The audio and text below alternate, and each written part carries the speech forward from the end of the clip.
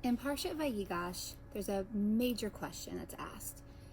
How is it possible that Yosef did not try and reach out for Yaakov? It just doesn't make any sense. He's been in slavery for a few years now. He finally gets to the point where he is the head of Potiphar's house.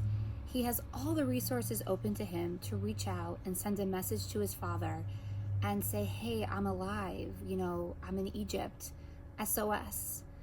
Why doesn't he call out? Why does Yosef stay silent? And I think when you think about the history of all of the major patriarchs up until this point, we can maybe understand that Yosef maybe assumed that this is how it was supposed to be. You see, we as the reader know that Yosef had no reason to be enslaved in Egypt, that his father was not part of this plan. But Yosef doesn't know that. What does Yosef know? He knows his family history. He knows that Avraham and Lot, when they didn't go along, went their separate ways. When Yishmael started to be a bad influence on Yitzchak, they went their separate ways. And of course, with Yosef's own father, we know that Yaakov and Esav went their separate ways. There was always somebody who didn't make it. So whether it was Lot, Ishmael, or Esav, there's always a brother that gets cast away.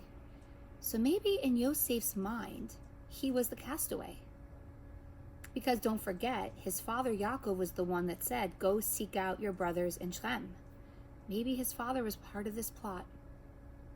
It's not until this week's Parsha that Yosef's brothers tell him, we cannot let Benjamin, our youngest brother, stay a slave to you because it will kill our father. We've already lost another brother.